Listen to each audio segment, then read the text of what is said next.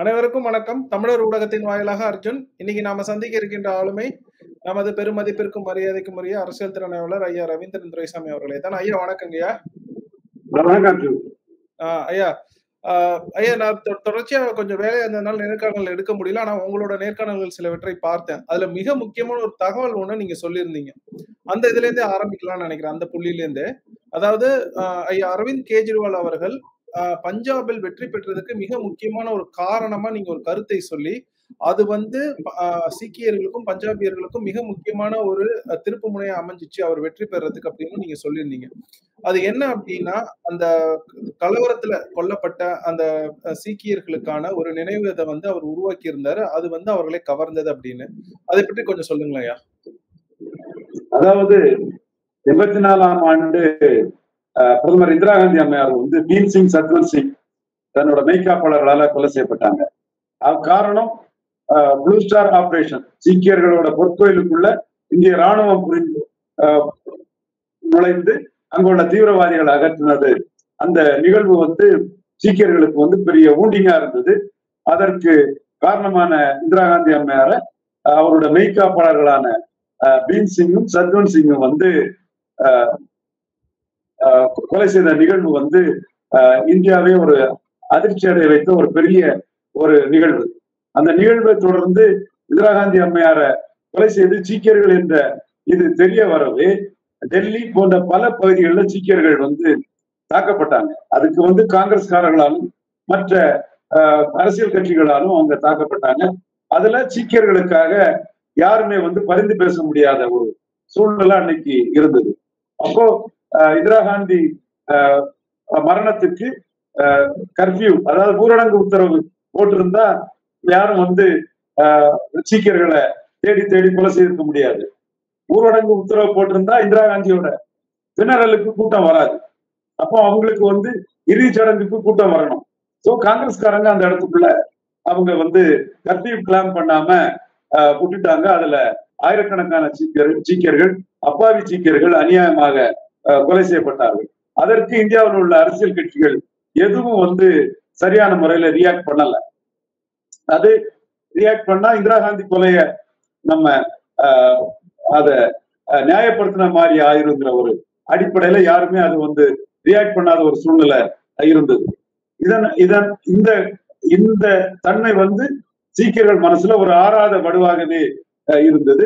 சீக்கியர்கள் அதுல நம்மளுக்காக இந்தியாவில யாருமே பேசலங்கிற ஒரு வேதனை அவங்க மனசுக்குள்ள தொடர்ந்து இருந்துட்டு 1984 நடந்த சம்பவம் என்றாலும் கூட பல ஆண்டுகளுக்கு பிறகு ஆம் ஆத்மி கட்சி அதுக்கு விசாரணை கமிஷன் அமைப்பதற்கும் அதற்கு நினைவு சின்னம் அமைப்பதற்கும் அவர்களோட துயரங்களை முதல் அரசியல் கட்சியாட்டு அதை ஹைலைட் பண்ணாங்க. அது பஞ்சாப் சீக்கியர்கள் மத்தியில ஆம் ஆத்மிக்கு ஒரு குட்வில்ல கொடுத்தது. யாருமே ஒரு வெளியாட்கள் நமக்காக பேசாத போது இவர் ஒருத்தர் தான் பரிந்து பேசுறாருங்கிற ஒரு குட்வில் அவங்களுக்கு கிடைச்சது. இந்த சூழ்நிலையில டெல்லியை கைப்பற்றிய ஆம் ஆத்மி பஞ்சாப்ல தொடர்ந்து களமாட ஆரம்பிக்கிறாங்க. அவங்க ஆதரவும் கிடைக்குது. அது அப்ஸ் அண்ட் டவுன்ஸ ஆம் ஆத்மி பாக்குறாங்க. அப்ஸ் அண்ட் டவுன்ஸ் வந்தாலும் கூட அவங்க தொடர்ந்து தன்னம்பிக்கையோட அரவிந்த் கெஜ்ரிவால் ஆம் ஆத்மி பஞ்சாப்ல தனித்தே போட்டியிடுறாரு. அப்படி தொடர்ந்து தனித்தே போட்டியிடக்கூடிய ஒரு 2019 மக்களவை தேர்தலையும் ஆம் ஆத்மி கட்சி பஞ்சாப்ல தனிச்சு போட்டியிடுது. அப்படி பஞ்சாப்ல 2019 ஆம் ஆத்மி கட்சி மக்களவையில போட்டியிடும் போது மக்களவையில அவங்க ஒரு 2 ஸ்டேட் கட்சி இவங்களுக்கு என்ன ஒரு இஷ்யூ மக்களவையில இருக்க போகுதுங்கிற ஒரு எண்ண ஓட்டம் வரும்போது அவங்களுக்கு கிடைச்ச ஆதரவு 7.4% வாக்குகள் தான். அதாவது மக்களவையில அவங்களுக்கு இஷ்யூ இல்லைங்கிற எண்ண ஓட்டத்துல 7.4% மக்கள் மட்டுமே அவங்களை ஆதரிச்சாங்க. ஆனா அதே ஆம் ஆத்மி கட்சி 5வது முறை தொடர்ந்து பஞ்சாப்ல சட்டமன்றத்துக்கு தனிச்சு நிற்கும் போது 42% வாக்குகளை பெற்று அவங்க பஞ்சாப்ல வெற்றி பெற்று ஆட்சி அமைச்சாங்க. காரணம் பஞ்சாப் மக்கள் மத்தியில ஒரு இஷ்யூ அவங்களுக்கு கை கொடுத்தது. இப்போ சீமானுக்கு தமிழக அளவுல சுதந்திர போராட்டம் ஒரு பெரிய இஷ்யூ, இந்திய எதிர்ப்பு போராட்டம் ஒரு ரெண்டு இஷ்யூ, ஜாதி மதம் கடந்த ஒரு இஷ்யூ. சுதந்திர போராட்டத்துல காங்கிரஸ் ஆட்சியை பிடிச்சாங்க. ராஜாஜி காமராஜ் போன்றவங்க எல்லாம் முதலமைச்சர் ஆனாங்க. சோ சுதந்திர போராட்டத்தின் விளைவு காங்கிரஸ் ஆட்சிங்கிறது தமிழ்நாட்டுல உருவாச்சு. ஏற்கனவே பலமா இருந்த திமுக ஒரு தனி கூட்டணியோட ஜாதி மதம் கடந்த இந்தி போராட்டத்துல திமுக ஆட்சிக்கு வந்தது. அதற்கு பிறகு தமிழ்நாட்டுல பல போராட்டங்கள், விவசாய போராட்டம், பாமக டாக்டர் ராமதாஸ் ஐயா எடுத்த போராட்டம் மிகப்பெரிய போராட்டம். ஆனா அது ஒரு ஜாதி கடந்த போராட்டம் அது சொல்ல முடியாது. அதற்கு பிறகு மக்கள் மனதுல, தமிழக மக்கள் மனதுல ஜாதி கடந்து தமிழக மக்கள் ஒரு உணர்வை காட்டின ஒரு விஷயம் என்னன்னா 2009 ஈழ பிரச்சனை. அதற்கு காரணம் ஏற்கனவே ஈழ பிரச்சனை சம்பந்தமா விஜயகாந்த் போன்ற திரைக்கலைஞர்கள், இவரு ராதா ரவி, பாண்டியன், எஸ் சந்திரன், இந்த மாதிரி பல திரைக்கலைஞர்கள் தொடர்ந்து ஈழ பிரச்சனை மக்கள் மத்தியில ஒரு குழந்தை விட்டு எரிய செய்ததும், மக்கள் மத்தியில இயல்பாட்டு அதற்கு இருந்த ஒரு தாக்கமும் 2009 பிரச்சனையில ஒட்டுமொத்த தமிழகமே அந்த பிரச்சனையை தங்களோட ஒரு பொது பிரச்சனையா எடுத்தாங்க. சோ அந்த பொது பிரச்சனையில வேலுப்பிள்ளை பிரபாகரன், ஈழ பிரச்சனை, இவங்களோட முகமா தமிழ்நாட்டில் இருக்கக்கூடிய சீமானுக்கு ஒரு சிம்பதி பெரிய அளவுல இருக்குது. சீமானுக்கு அந்த சிம்பதியின் அளவு, மக்களின் ஆதரவு அளவுங்கிறது வால்யூம் ரொம்ப பெருசு. வாக்கா கிடைக்கிறது சிறிய அளவுனாலும் கூட அவருக்குள்ள அந்த ஈழ பிரச்சனையில உள்ள அந்த ஜாதி மதம் கடந்த அந்த பிரச்சனையில ஒரு உருவமா நிற்கிறவர் சீமானுங்கிற அந்த பார்வை தமிழக மக்கள் மத்தியில எல்லா பிரிவு தமிழக மக்கள் மத்தியிலுமே சீமானுக்கு அது பற்றிய ஒரு சிம்பதியும் ஒரு அனுதாபமும், அந்த பிரச்சனைக்காக நின்னவருங்கிற அந்த ஒரு பொதுவான மக்கள் பிரச்சனை தான், மக்கள் தானே தன்னெழுச்சியாக நின்ன பிரச்சனை தான். திரைக்கலைஞர்கள் அதற்கு முந்தைய காலகட்டத்திலே அதற்கு ஒரு அஸ்திவாரத்தை இட்டாரு. அந்த பிரச்சனைய மக்கள் மத்தியில பெரிய அளவுக்கு கொண்டு போனாங்க. அது 2009 அந்த ஈழப்போர் இறுதி யுத்தம்ங்கிற அடிப்படையில நடந்த அந்த ஈழப்போரோட தாக்கம் தமிழ்நாட்டுல ஜாதி மதம் கடந்த ஒரு பிரச்சனையா இருக்குது. சீமான் அந்த பிரச்சனையை மையமா வச்சு அரசியல் தலைவரா இருக்கக்கூடிய ஒரு சூழ்நிலையில அரசியல் அரங்கத்துக்குள்ள தன்னோட இஷ்யூவை முழுமையா நம்பி எப்படி ஆம் ஆத்மி தனிச்சு போட்டிட்டாங்களோ அதே மாதிரி நாம் தமிழர் கட்சியும் தனிச்சு போட்டியிடும் போது, 5வது முறை தனிச்சு போட்டியிடும் போது நாம் தமிழர் கட்சியோட கிரெடிபிலிட்டி மக்கள் மத்தியில பெரிய அளவுக்கு உயரும். நாம் தமிழர் கட்சியை பொறுத்தளவுல நாமே மாற்று, நாம் தமிழரை மாற்று என்று 2016ஆம் ஆண்டு அரசியல் களத்துக்குள்ள வந்தாங்க. அதற்கு முன்னாடி அவங்க ஈழ பிரச்சனை மையமா வச்சு கலைஞருக்கு எதிராக ஜெயலலிதா அம்மையாருக்கு ஆதரவான ஒரு அரசியல் நிலைப்பாட்டை, அதிமுக ஆதரவான பிரச்சாரத்தை முன்னெடுத்துட்டு இருந்தாங்க. களத்துக்குள்ள வந்தது 2016ஆம் ஆண்டு. வரும்போதே நாமே மாற்று, நாம் தமிழரை மாற்றுங்கிற ஒரு இதுலதான் வந்தாங்க. தமிழ் ஐக்கான்களை முன்னிறுத்தினாங்க. மக்கள் தலைவர் எம்ஜிஆர் எல்டிடில வேலுப்பிள்ளை பிரபாகரனுக்கு உதவுனதை தவிர்த்து அவர் ஊழல்வாதி இன்னும் முல்லை பெரியாறுல விட்டு கொடுத்தாருன்னும் ஒரு மாஸ் லீடரான ஒரு வள்ளலான மக்கள் தலைவர் எம்ஜிஆர் தன்னுடைய கொள்கைக்காக சீமான் அவரை இறந்து போன அவரையே சில கட்டங்கள்ல கடுமையான விமர்சனங்களை முன் வச்சாரு. அது போது களத்துக்குள்ள வரும்போதே உயிரோடு இருந்த கலைஞர் கருணாநிதி அவர்களையும் புரட்சி தலைவி ஜெயலலிதா அம்மையார் வீரப்பன் கொள்ளக்காரன்னா கருணாநிதிக்கும் ஜெயலலிதாவுக்கும் என்ன பேருன்னு அவர் ஆரம்பத்துல இந்த தமிழ் ஐக்கான், தமிழ் என்கிற இதுல அவரு தொடர்ந்து இன்னைக்கு 1% வாக்கு கிடைச்சா கூட அதை கண்டு சோர்ந்துடாம, அது 2 சீட்டுக்கு யாருடைய கூட்டணி போகாம களத்துல தனியா நின்று அதை 4% உயர்த்தி, அதை 7% உயர்த்தி, இப்போ மக்களவை தேர்தல்ல இஷ்யூ இல்லாத மக்களவை தேர்தல்ல களத்துக்குள்ள நின்று ஒரு கணிசமான வாக்கை பெறுவாருங்கிற ஒரு சூழ்நிலை அவர் இருக்கிறாரு. சீமான்லாம் மக்களவை தேர்தல்ல ஏன்னு தான் எல்லாருமே கேட்டாங்க. இவருக்கும் பார்லிமெண்ட் எலெக்ஷனுக்கும் என்ன சம்பந்தம் இருக்கு? இவரெல்லாம் எதுக்கு பார்லிமெண்ட் எலெக்ஷன்ல? அவரெல்லாம் 2% 3% தான் வாங்குவாருன்னு சுமன் ஸ்ரீராமன் போன்றவங்க எல்லாம் மும்முனை போட்டி இதுல சீமானுக்கெல்லாம் பார்லிமெண்ட்ல என்ன இது இருக்கு, ராஜ் தாக்கரே மாதிரிதான் அவரை ரொம்ப ஏளனமாக தான் பலரும் விமர்சிச்சாங்க. சில ஊடகங்கள் கூட திட்டமிட்டு அவரோட இத ஒரு கருத்துருவாக்கத்தை பண்றதுக்கு பிரபல ஊடகங்கள் அவரை மட்டம் தட்டி எல்லாம் பண்ணாங்க. மும்முனை போட்டிங்கிற லெவல்ல தான் சொன்னாங்க. பட் இந்த மக்களவை தேர்தலிலேயே அவர் 3.8 எடுத்தவர் 2 மடங்கு 3 மடங்கு வாக்கு 5 ஆண்டுகளுக்குள்ள அவருக்கு உயர்ந்து வருங்கிற கருத்து பலமா மக்கள் மத்தியில பேசப்படுது. அவர் புதிய வாக்காளர்கள் 5 ஆண்டுகள்ல 10% உருவாயிருப்பாங்க. அதுல ஒரு 3-4% அந்த குடும்ப வாக்கு அரசியல் கட்சி போறதை தவிர்த்து பெருமளவு ஒரு 30-40% ஓட்ஸ் 3-4% சீமானோட நாம் தமிழருக்கு ஆதரவா இருக்குங்கிற ஒரு கருத்து மக்கள் மத்தியில பரவலா பேசப்படுது. 2019 தனித்து போட்டி இருந்த மிகப்பெரிய திரைக்கலைஞர் கமலஹாசன் கூட்டணிக்கு போனதும், ஆர்கே நகர்ல வெற்றி பெறா இருந்து ரெட்டலையும் உதயசூரியனையும் வீழ்த்திய தினகரன் கூட்டணிக்கு போனதும் அவங்க எடுத்த 5.5 பிளஸ் 3.7 சுமார் என்ன வருது 9.2 நினைக்கிறேன் 9.2 இந்த வாக்குல வந்து அவர்கள் கூட்டணிக்கு போனதுனால இதுல ஒரு மிக கணிசமான பகுதி சீமானுக்கு வர்றதுக்கு வாய்ப்பு இருக்கு.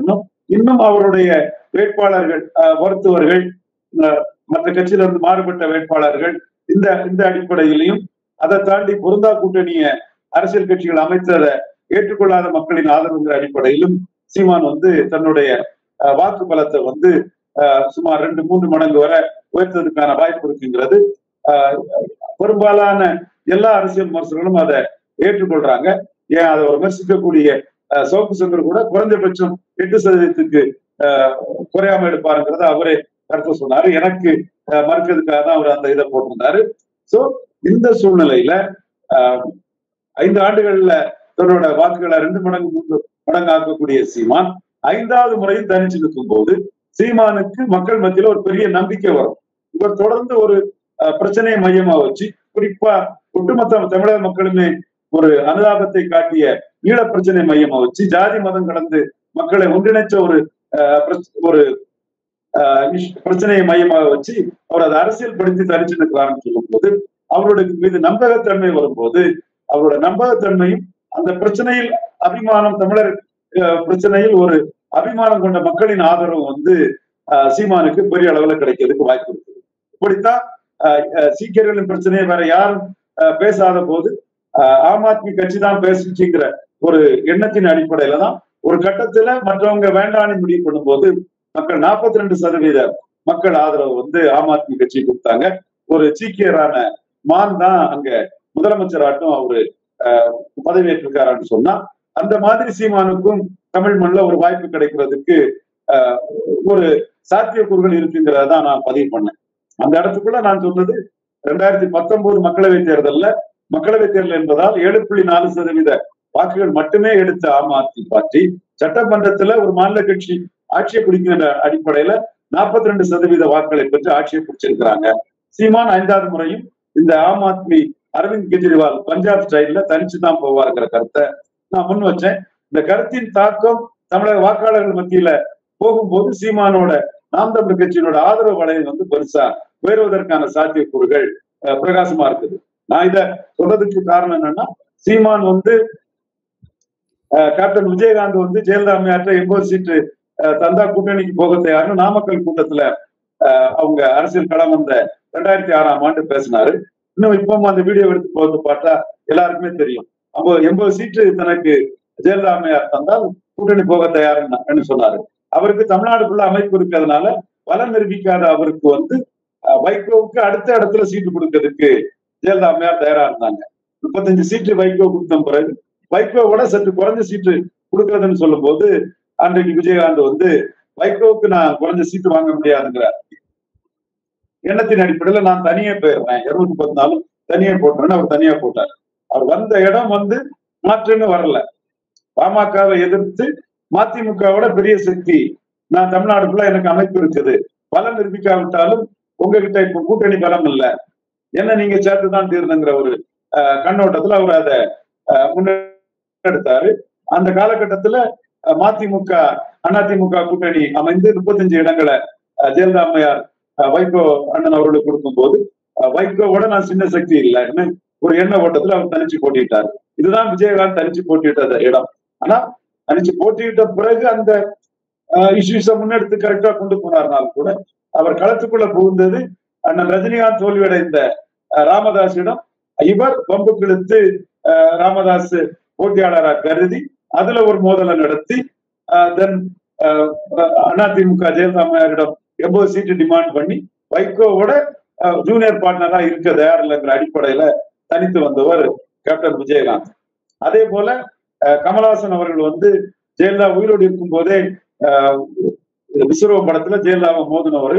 அப்போ ஒரு அரசியல் களத்துக்கெல்லாம் வர விரும்பல, நடிகனுக்கு எதுக்கு அரசியல்னு விருதுகளின் மாநாட்டு பல விருதுகள் கணக்கில் அடங்கா விருதுகள் பிலிம்பேர் பத்திரிகையில ஒரு பிரஸ்டீஜியஸ் அவார்ட் பிலிம்பேர் என்கிற மும்பை வட இந்திய பத்திரிகையில ஒரு மும்பை நடிகர்களை பற்றி பெருசா எழுதக்கூடிய பத்திரிகை ஒவ்வொரு ஆண்டும் தென்னிந்திய மொழி படங்களுக்கும் விருது கொடுப்பாங்க. அதுல மிக அதிக அளவுல ரெக்கார்டிக்கலா விருது பெற்றவர் கமலஹாசன் தெளிவா சொல்லலாம். அந்த அளவுக்கு தன்னோட கலை விருதுன்னு போனவர் திடீர்னு அரசியல் கட்சியை ஆரம்பிச்சாரு. அப்ப கூட அவர் மாற்றணி வரல. ரஜினியும் அவரும் சேர்ந்தால்ங்கிற புள்ளியில தான் அவரு முதல்ல கொண்டு போனாரு. அதற்கு கூட ரஜினிகாந்த் ஒரு கட்சி ஆரம்பிச்சார். அவர் வலதுசாரி என்றால் இவர் இடதுசாரி என்று அவருக்கு ஒரு அரசியல், இவருக்கு ஒரு பிரச்சார பலமும் ஒரு பிளேயர் ஆட்டு இடங்களும் கிடைக்குங்கிற லெவல்ல தான் அவர் கட்சி ஆரம்பிச்சாரு. அந்த ரெண்டுக்குமே வாய்ப்பு இல்லாத ஒரு சூழல் வரும்போது அவர் தமிழ்நாடு ஃபுல்லா 37 39 சீட்டு கிட்ட 39 1-2 சீட்டு நிக்கலன்னு நினைக்கிறேன். எனிவே 39 சீட்டு குறி வச்சு தமிழகம் முழுவதும் கேண்டிடேட் போட்டாரு. கடைசி கட்டத்துல பிரசாந்த் கிஷோர் அவரெல்லாம் ஒரு பிராண்டிங்கா குறுகிய காலம் பயன்படுத்தி டிவி பெட்டியை உடைச்சி திமுகவுக்கும் அதிமுகவுக்கும் மாற்று என்ற ஒரு நிலைப்பாடை எடுத்தார். இதுல அவர் ஆரம்ப கட்டமே ரஜினியுடன் ஒரு கூட்டணி அல்லது ரஜினிக்கு எதிரான அணியில தான் ஒரு சக்திங்கிற ஒரு வீகத்துலதான் உள்ள வந்தார். திமுக அதிமுகவுக்கு மாற்றி என்று எடுத்த எடுப்பிலே கமலஹாசன் அவர்கள் வரவில்லை. விஜயகாந்தும் திமுக அதிமுகவுக்கு மாற்றி என்று எடுத்த எடுப்பிலே வரவில்லை. கமலஹாசனும் எடுத்த எடுப்பிலே வரவில்லை. ஆனா சூழ்நிலை அவங்கள 214 38 39 தொகுதிகளிலையும் போட்டியிட வச்சது. ஆனா சீமான் அவர்களை பொறுத்தவரையில நாமே மாற்று நாம் தமிழரே மாற்று என்ற அடிப்படையில ஒரு சுத்தமான மாற்றாக, கலப்படம் இல்லாத தாய்ப்பால் மாதிரி சுத்தமான மாற்றாக களத்துக்குள்ள இன்னைக்கு நிற்கிறது சீமான் அவர்கள் தான். என்னோட பார்வை அவர் தொடர்ந்து மாற்றுங்கிற லெவல்ல தனிச்சுதான் நிற்பாருங்கிறதா கருதுறேன். அப்படி 5வது முறை தனிச்சு நிற்கும் போது அவரோட கிரெடிபிலிட்டி மிகப்பெரிய அளவுக்கு உயரும். சந்தர்ப்பவாத கூட்டணிகள் திமுக அதிமுகவுக்கு மாற்று என்று உறுதியா நிற்கிறது. இதை தாண்டி அந்த வேலுப்பிள்ளை பிரபாகரன் ஈழத்தமிழர் இஷ்யூவுக்கு ஜாதி மதம் கடந்து தமிழக மக்கள் ஆதரவு இருந்தது.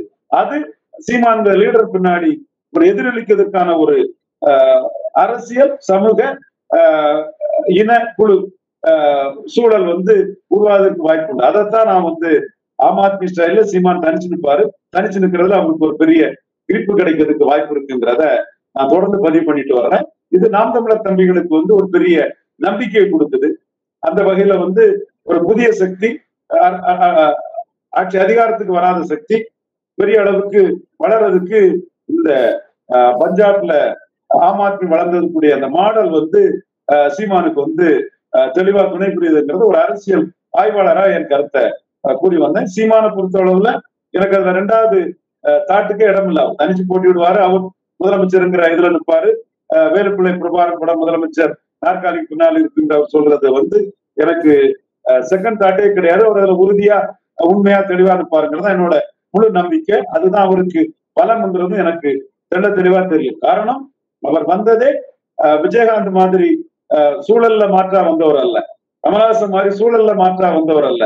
வரும்போதே இவர்களுடைய பாப்புலாரிட்டியும் இவர்களுடைய பப்ளிசிட்டியும் இவர்களுடைய பணபலமும் இவர்களுடைய ஊடக பலமும் இல்லாத சூழ்நிலையில் கூட வேலுப்பிள்ளை பிரபாகரனை மையமாக வச்சு ஈழ பிரச்சனையை மையமாக வைத்து புனர்கோயிலில் இருந்து பிரசித்தவர்கள் என்று பிரசவமானவர்கள் என்று மாற்றி என்கிறத உறுதியா நிற்கக்கூடியவருங்கிற அடிப்படையிலும் அது தெளிவா நிற்கும் போது மக்கள் மத்தியில இந்த இஷ்யூல ஈழ பிரச்சனையில அனுதாபம் கொண்ட தமிழக மக்கள் மத்தியில சீமானுக்கு அந்த இஷ்யூ என்னைக்கோ உள்ள ஒரு இஷ்யூ வாக்கா மாறதுக்கான சான்ஸ் இருக்குன்னு நான் பஞ்சாப் இந்திரா காந்தி அம்மையார் படுகொலைக்கு பிறகு நடந்த இனப்படுகொலை, சீக்கியர்களுக்கு எதிராக கட்டவிழ்க்கப்பட்ட இனப்படுகொலை கொலைக்கு சிம்பதி காட்டிய ஒரு அரவிந்த் கெஜ்ரிவால் என்ற அடிப்படையில சீக்கியர்கள் பஞ்சாப்ல 5வது முறை தனிச்சு நின்ன ஆம் ஆத்மிய வெற்றி பெற செய்தது போல சீமானுக்கு ஒரு நல்ல பிரகாசமான வாய்ப்பு 5வது முறை தனிச்சு நிற்கும் போது கிடைக்குங்கிற அடிப்படையில நான் அதை ஒப்பிட்டு பேசி வந்தேன்.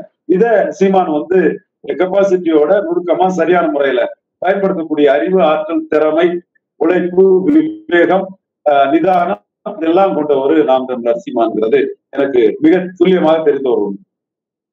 ஐயா, இப்ப இதுல இன்னொரு முக்கியமான கேள்வி என்ன அப்படின்னா, இந்த 2026 தேர்தலை பொறுத்த வரைக்கும் இப்ப அண்ணன் நடிகர் விஜய் அண்ணன் அவங்க வராங்க. அண்ணன் கிட்ட கூட, சீமான் அண்ணன் கிட்ட கூட அதை பத்தி கேட்டப்ப அண்ணன் சொன்னாங்க, நான் போய் பேசுறதுக்கு தயாரா இருக்கேன், உங்க மாநாட்டில் என்ன கூப்பிட்டா நான் பேசுவேன் அப்படின்ட்டு. அப்ப இவங்க 2 பேரும் இணைஞ்சிருவாங்களோன்னு சில பேருக்கு பயம் இருக்கும். ஒரு பதற்றமா அதை பத்தி சில தவறான செய்திகள்லாம் எதிர்கட்சிகள் பரப்புகின்றன. இதை பற்றி உங்களோட கருத்து என்னங்கய்யா? இல்ல, அரசியல்ல எல்லாத்தையும் மீறிதான் ஒருத்தர் ஜெயிக்க முடியும். எதிர்கட்சிகள் இதுங்கிறது சீமானுக்கு மட்டும் இல்ல, பேரறிஞர் அண்ணா பெருந்தகையை சந்திச்சு வந்ததுதான், ஆம் ஆத்மி சந்திச்சதுதான். இவங்க இது அசாம் கனபரிசித் அவரு அந்த தலைவர் பிரபலகுமார் மகந்தா அவர் சந்திச்சதுதான், கன்ஷிராம் சந்திச்சதுதான். எல்லா தலைவர்களும் அதை சந்திச்சுதான் வர முடியும். இங்க வந்து பொலிட்டிக்ஸ்ல வந்து சிம்பிளா யாருமே வந்துட முடியாது. சோ ஒருத்தருக்கு ஒரு வாய்ப்பு வருதுன்னா அதற்கு எதிரான அரசியலை வந்து எல்லாரும் பண்ணத்தான் செய்வாங்க. பிடிஎம்ங்கிற அரசியலை வந்து கிறிஸ்தவ முஸ்லீம்கள் வந்து சீமான் ஆதரிச்சு விடக்கூடாது என்ற அடிப்படையில பிடிஎம்ங்கிற அரசியல் இன்னைக்கு வர ஓடுது. பிடிஎம்ங்கிறது லாஜிக் இல்லாம ஒரு முகாந்திரம் இல்லாம இன்னைக்கு வர அந்த அரசியல் வந்து போயிட்டு தான் இருக்குது. அந்த பிடிஎம்ங்கிறத அரவிந்த் கெஜ்ரிவால் டெல்லியில சந்திச்சாரு. இன்னைக்கு சொன்னவங்களே கூட்டணி வச்சிருக்காங்க, அது வேற ஒரு முரண்பாடு. கன்ஷிராம் சந்திச்சாரு. இந்த மாதிரி அந்த பிடிஎம்ங்கிற குற்றச்சாட்டை சீமான் கூட சந்திச்சவர் தான். சோ அதுல இருந்தெல்லாம் தெளிவுபடுத்தி ஒரு பெரிய சக்தியா கிளர்ந்து இடும்போது அதோட ஆதரவு வளையம் வந்து பெருசா இருக்கிறோம். அந்த வகையில விஜய் அவர்கள் வந்து வளரும் கட்சியான ஒரு நாம் தமிழரை ஊக்குவிக்கும் விதமாட்டு அவர் மைக் படத்தை போட்டு விளம்பரம் கொடுத்தது நாம் தமிழருக்கு பெரிய பூஸ்ட். ஒரு பிரபலமான நடிகர், அதிக ரசிகர் பலம் உள்ள கொண்ட ஒரு தீவிரமான ரசிகர்களை தன்னகத்தை வைத்திருக்கக்கூடிய விஜய் வந்து மைக் சின்னத்தை போட்டு விளம்பரம் கொடுத்தது நாம் தமிழருக்கு பெரிய பூஸ்ட். இந்த இடத்துல வளரும் கட்சி என்ற அடிப்படையில விஜய் வந்து நாம் தமிழரோட மைக் சின்னத்தை போட்டு விளம்பரம் கொடுத்தார். அவர் நினைச்சிருந்தா ரெட்டலையை போட்டு விளம்பரம் கொடுத்திருக்கலாம். ஆனா ரெட்டலையை போட்டு விளம்பரம் கொடுத்தால் அந்த ரெட்டையில வந்து இன்னைக்கு எடப்பாடி பழனிசாமி கையில இருக்குது. அவர் ஈர்ப்பு சக்தி என்ற தலைவர், சொந்தமாக ஆள்பலம் இல்லாத தலைவர், சமூக நீதியை சூறையாடக்கூடிய தலைவர் என்ற குற்றச்சாட்டுக்கு ஆளாகக்கூடிய தலைவர், தொடர் தோல்வியில இருக்கக்கூடிய தலைவர், எஸ்டாப்ளிஷ் பார்ட்டியோட ஒரு பொதுச் செயலாளராட்டு தொடர் தோல்வியில இருக்கிறார். அவரை போட்டாலும் அது தோக்கத்தான் செய்யும். அப்படி தோக்கக்கூடிய சூழ்நிலையில விஜய் வந்து அவரோட இமேஜ் பெருசா அடிபட்டுரும். அவரோட திரைத்துறையில் உள்ள கடைசி படங்களுக்கும் அது எந்த லாபத்தையும் கொடுக்காது. அதே வேளை நாம் தமிழருக்கு அந்த மைக்கை போட்டு விளம்பரம் கொடுக்கும் போது நாம் தமிழர் சீமான் வளர்ந்து வரக்கூடிய கட்சி, வேலுப்பிள்ளை பிரபாரன் இமேஜ்ல உலகம் உள்ள ஈழத்தமிழர்கள் மற்ற தமிழர்கள்ட்ட மத்தியில சீமானு குட்வில் இருக்குது. அது போல தமிழகம் கடந்து ஆந்திரா, கர்நாடகா, டெல்லி போன்ற இடங்கள்ல தமிழர் என்பதால் ஒரு பாதிப்புக்குள்ளாகக்கூடிய தமிழ் மக்கள் மத்தியில சீமான் மேல ஒரு அனுதாபமும் பற்றுதலும் இருக்குது. அவங்க சிம்பதெட்டிக்கா கூட நாம் தமிழருக்கு அவங்க கிராமங்கள்ல இருக்கிறாங்க, கொடியேற்றத்துக்குள்ள உதவிகள் எல்லாம் அவங்க செய்துட்டு இருக்காங்க. அதையும் தாண்டி தமிழ் மண்ணில் சீமான் வந்து பொலிட்டிக்கல் போல்ஸா பிரபாரன் இமேஜ்ல அவர் தலைமையில வளர்ந்திருக்கிறாருன்னு சொல்லும் போது இந்த போல்ஸை சப்போர்ட் பண்ணி வளரும் கட்சியை சப்போர்ட் பண்ணி மைக் படத்தை விளம்பரப்படுறது தன்னுடைய கோட் படத்துக்கும் ஒரு பிளஸ் அரசியல் ரீதியாட்டு இது ஒரு என்ட்ரி பாயிண்ட்னு இவர் விஜய் நினைச்சிருக்கலாம். அதே இடத்துல எடப்பாடியை சப்போர்ட் பண்ணா ஊழலை சப்போர்ட் பண்றாரு, திராவிடத்தை சப்போர்ட் பண்றாரு. அது ஆளுங்கட்சியா இருந்து ஊழல்வாதிகளை சப்போர்ட் பண்றதன் பின்னணி என்ன, அதன் சூட்சுமா என்னன்னு பல கேள்விகள் அவர் மேல எழும். அந்த வகையில அவரு தமிழக வெற்றி கழகம் கட்சி ஆரம்பிச்சவரு சீமான ஆதரிச்சிருக்கிறாரு. மேலும் அவர் வந்து ரொம்ப சீரியஸா கட்சி நடத்துவாராங்கிற சந்தேகம் எனக்கு இருக்குது. ஏன்னா அவர் கட்சி ஆரம்பிக்கிறதுக்கு முன்னாடியே பொதுச் செயலாளர் புஷி ஆனந்த் தான் அந்த கட்சி அமைப்புக்குள்ள வந்து இரண்டாம் கட்ட ஆட்கள் மத்தியில பிராக்சிமிட்டியோட இருக்கிறார். தலைமைக்கும் மற்ற மாவட்ட செயலாளர்கள் மத்திய செயலாளர் நியமிக்கப்படல. மாவட்ட செயலாளருக்கு இடையில டைரக்ட் கான்டாக்ட் எதுவும் இல்லை, எல்லாமே புஷி ஆனந்த் கான்டாக்ட் தான் இருக்குது. மார்க்கெட்டிங்ல சினிமாவுக்கு இந்த நடவடிக்கைகள் தலைவா படம் தவிர மற்ற எல்லா படமே அவருக்கு கெயின் தான். மோடியை மெர்சல் படத்துல எதிர்த்தது வந்து தமிழிசையும் அச்சுராஜாவும் அட்டுத்தனமா அதுக்கு பப்ளிசிட்டி கொடுத்ததெல்லாம் அவரோட படங்கள் என்ன ஓடுமோ அதோட 2 மடங்கு ஓட ஆரம்பிச்சிடுச்சு. அதே பாணியை பின்பற்றி அவர் சர்க்கார் படத்துக்கு எடப்பாடி பழனிசாமி தரப்பினர் ஜெயலலிதாவுக்கு விசுவாசி நாங்க தான், தினகரன் இல்லைன்னு அதை இறங்கி வன்முறை அடிச்சது கூட ஒரு பாதிப்பு அவரால் பேஸ் பண்ண முடியல. நிறைவாக ஒரு முறை மறைவாக இருக்கிறதுக்கு தக்கன இருக்காம அவர் கொஞ்சம் அதிகம் டாக் பண்ணனால அந்த பாதிப்பை பேஸ் பண்ண முடியலனாலும் கூட படத்துக்கு அவர் பப்ளிசிட்டி தான், விஜய்க்கு அடுத்தால ஒரு பப்ளிசிட்டியா தான் அது அமைஞ்சது. இப்பவும் அவரு வந்து அவரு திரையுலக தொடர்பாட்டு அந்த பீஸ்ட் படம் வரும்போது ஒரு முஸ்லீமுக்கு எதிரிக்கிற ஒரு தோற்றம் வரும்போது அது ஒரு கொஞ்சம் முஸ்லிம்கள் மத்தியில சாபம் விடக்கூடிய அளவுக்கு ரொம்ப அவங்க கோபத்துல இருந்தாங்க. மோடிக்கு எதிராக இது மெர்சல் படம் மற்ற படங்களுக்கு எல்லாம் ஆதரவு கொடுத்தவங்க அந்த பீஸ்ட் படம் வந்து முஸ்லிம் மக்கள் மத்தியில ஒரு கசப்பையும் ஒரு வருத்தத்தையும் விஜய் மேல கொடுத்தது. அதை வந்து ஈடுபடக்கூடிய அளவுக்கு அரசியல் களத்துக்குள்ள கட்சி ரெஜிஸ்டர் பண்ணதுக்கு முன்னாடியே கட்சி பேர்ல சிஐ எதிர்ப்பு அறிக்கை விட்டாரு. அந்த அறிக்கை வந்து அவர் எதிர்பார்த்த பரபரப்ப திமுக கூட்டணி கட்சிகள் மத்தியில கொடுக்கல. உண்மை ஃபேக்ட். ரஜினிகாந்துக்கு ஸ்டாச்சு இருக்கு, அவர் ஒண்ணு சொன்னா அதை வச்சு பெரிய பரபரப்பை கொடுக்கும். ரஜினி எங்களை ஆராதிக்கிறாரு, எங்க கூட இருக்காரு, ஒரு சில ரஜினி படத்தை போடுவாங்க, இதெல்லாம் நடக்கும். அந்த மாதிரி திமுக கூட்டணி கட்சிகள்ல உதயநிதி ஸ்டாலின் அதை ஆர்கனைஸ் பண்ணி திருமாவளவன் போன்றவங்கள்ட்ட எல்லாம் அதை அலர்ட் பண்ண சூழ்நிலையில யாருமே வந்து விஜய் சிஐ எதிர்க்கிறாரு, எங்களை ஆதரிக்கிறாருன்னு யாரும் பேசுறாங்க. அந்த சூழ்நிலையில ரெஜிஸ்டர் பண்ணதுக்கு முன்னாடியே தன் கொள்கைகளை அறிக்கை விட்ட விஜய் வந்து 2024 மக்களவை களத்துல தனக்கு ஒரு ரோல் வேணும்னா சீமான மையப்படுத்தி தான் அதை செயல்படுத்த முடியும். மைக்கு விளம்பரம் போட்டார். அது சீமானுக்கு பெரிய போஸ்ட், விஜய்க்கும் வந்து அது ஒரு பெரிய பப்ளிசிட்டி, படத்துக்கும் ஒரு பெரிய படத்துக்கும் ஒரு பெரிய லாபம் தான். அடுத்த கட்டம் விஜய் வந்து சீமான் கூட நெருக்கமா இருக்கதா சொல்றாங்க.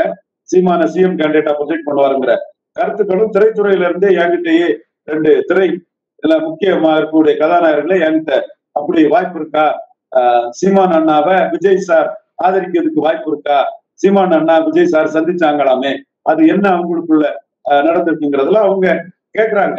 அவங்க கூட சீமான் அண்ணா 10% தாண்டிடுவாரா, தாண்டணுங்கிற ஒரு ஆசையும் அந்த தமிழுங்க இதுல வந்து சீமான் இருக்கிறதுனால அவங்க வெளிப்படையா பல சூழ்நிலையில வெளிப்படுத்த முடியலனாலும் கூட 10% நாம் தமிழர் தாண்டணுங்கிற ஆவலும் ஆர்வமும் அவங்கள்ட்ட இருக்கு. அதே அவங்க பாக்குறாங்க. பட் விஜய் வந்து ஒரு தீவிர ரசிகர்களை கொண்ட ஒரு கலைஞர், அதுல எந்த மாற்றமும் இல்லை. ஆளப்போறான் தமிழன்னு விமர்சன படத்துல ஒரு கருத்தியலை உருவாக்குனாரு. தென் பிறப்புக்கும் எல்லா உயிர்ப்பின நாம் தமிழர் கொள்கைகளை எடுத்திருக்கிறாரு. அதே போல திராவிட கட்சிகள்ல திராவிடங்கிற பேர் கட்சியில வேண்டான்னு தமிழக வெற்றி கழகம்னு வச்சிருக்கிறாரு. சோ அவர் மைக் சின்னத்தை விளம்பரம் கொடுத்ததும் சீமானுக்கும் அவருக்கும் உள்ள அந்த பேச்சுவார்த்தையில எதுவும் இருக்குது, அது நமக்கு தெளிவா தெரியல. இன்னொரு நாட்கள்ல எனக்கு தெரிய வரும், அது ஒரு நாட்கள்ல தெரிய வரும்னு கருதுறேன். என்றாலும் சீமானை பொறுத்த அளவுல விஜய்க்கு ஆதரவு தனக்கு ஒரு பிளஸ்ன்னு கருதுறாரு. எந்த மாடாலிட்டியில உள்ள ஆதரவுங்கிறது எனக்கு சொல்ல தெரியல. பட் சீமான் விஜய் ஆதரிச்சிடக்கூடாதுன்னு கூட இருக்கவங்களே அதை கருதத்தான் செய்வாங்க. சீமான் இது விஜய் பக்கத்துல இருக்கவங்களே கருதத்தான் செய்வாங்க. ஏன்னா விஜய்க்கு அந்த அரசியலுங்கிறது புஷ்யானந்த் இல்லாம இல்ல, புஷ்யானந்துக்கு ஆர்கனைசேஷன் கெப்பாசிட்டி இல்லாம இல்ல, அமைப்பு பலத்தை புஷ்யானந்த் பலப்படுத்தாம இல்ல. ஒரு முன்னாள் எம்எல்ஏ வெரி குட் ஆர்கனைசர், ரொம்ப கமாண்டிங் ஆர்கனைஸ் பண்றாரு, நம்ம நேர்ல அதை பாக்குறோம். அந்த கண்ணோட்டத்துல அவரோட முடிவும் அந்த கட்சிக்குள்ள ஒரு முக்கியமானதா இருக்கும். பட் விஜய் டைரக்டா சீமான் பேசிட்டாங்கிற சூழ்நிலையிலும் சீமான அவர் ஆதரிக்கக்கூடிய ஒரு எண்ண ஓட்டத்துல இருக்காங்கிறதும் தகவல் வருது. நான் அரசியல்ல வந்து முன்முடிவு எடுக்கல. விஜய்க்கு வளரும் கட்சியான சீமான ஆதரிக்கிறது எம்ஜிஆர் அண்ணாவை ஆதரிச்ச மாதிரி தான். எம்ஜிஆர் வந்து 57 அண்ணாவை ஆதரிச்சாரு, முதல் தேர்தல் 62 ஆதரிச்சாரு. 67 ஆதரிக்கும் போது ஆட்சிக்கு வரும்போது அண்ணாவின் வெற்றியில எம்ஜிஆருக்கு வந்து ஒரு பெரிய பங்களிப்பு இருந்தது நம்ம பார்த்தோம். அது ஒரு கட்சியிலேயே கன்சிஸ்டண்டா ஒரு ஆதரவு கொடுத்து எம்ஜிஆருக்கு சினிமாவுக்கும் மினிமம் கேரண்டி திமுக காரங்க அவங்க பத்திரிகைகள்ல எம்ஜிஆரை பற்றி எழுத, எம்ஜிஆரை ப்ரொஜெக்ட் பண்ண, திமுக கொள்கை பாடல்லே மக்கள் திலகம் எம்ஜிஆர் எங்கள் அண்ணன் எம்ஜிஆர்னு பாடல் இருக்க, அது மாநாடுகள் எல்லாத்திலும் எம்ஜிஆர் பூச்சாக அவரும் உழைக்க, அது திமுக கட்சியே எம்ஜிஆருக்கு ஒரு மினிமம் கேரண்டியை கொடுத்ததும் ஒரு வரலாற்று பார்வையில நமக்கு கண்முன்னா இருக்குது. அப்போ விஜய் வந்து இப்ப தானே 214 போட்டா தெள்ள தெளிவா உதயநிதி ஸ்டாலினுக்கு அனுகூல சத்துரு தான்.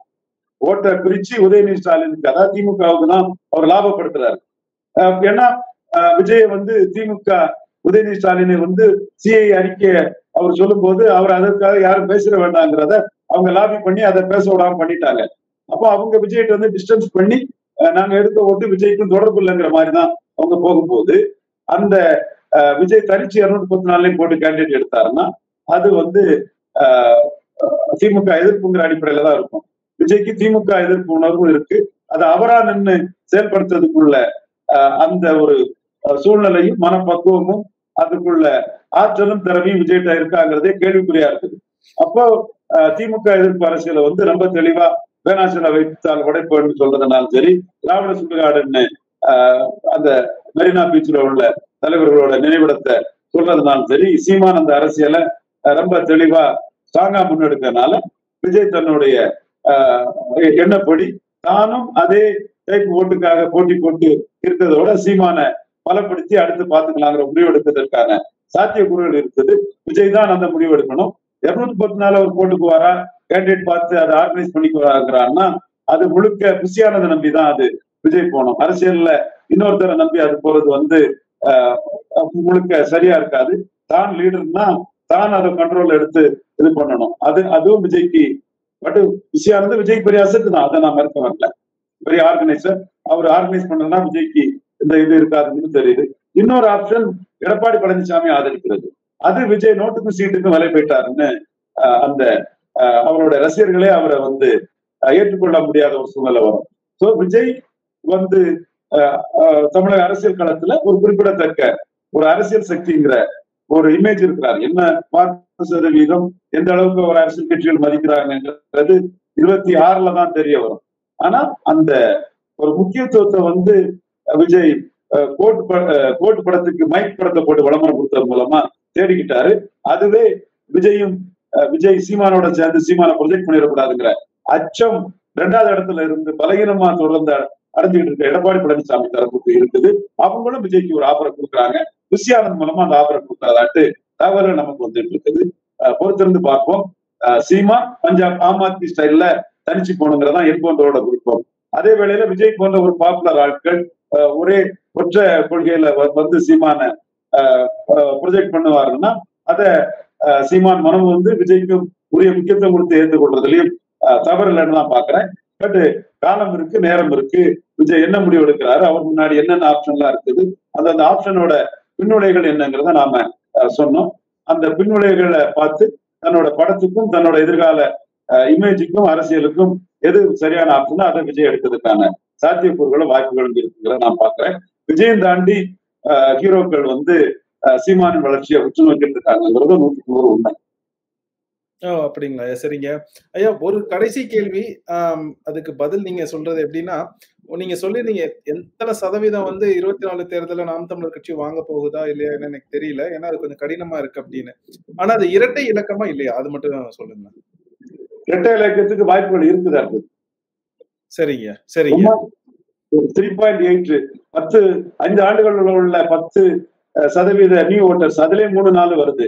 7.8 9.2 கமலஹாசனும் இவரு தினகரனும் விட்டுட்டு போனதிலே கணிசமான வாக்கு சதவீதம் வரும்போது இந்த 3க்குள்ளேயே வந்து 10 நெருங்கிறதுக்கு வாய்ப்பு. இதை தாண்டி கேண்டிடேட்ஸ் ரேட் வித்தியாசமான கேண்டிடேட்ஸ், லா ஆஃப் டிமினிஷிங் ரிட்டர்ன்ஸ்ல பழைய கிறிஸ்தவர் முஸ்லீம் வாக்குகள் திமுகவில இருந்து வரும்னு சொல்லும் போது வந்து இரட்டைக்குள்ள வாய்ப்புகள் வந்து பிரகாசமா தான் இருக்குதா? சரிங்க ஐயா, இவ்வளவு நேரம் உங்கள் நேரத்தை செலவு பண்ணி எங்களோட உங்கள் கருத்துக்களை பகிர்ந்தமைக்கு மிக்க நன்றிங்க. இன்னொரு மகிழ்ச்சியான தருணத்தில் சந்திப்போங்க. நன்றி.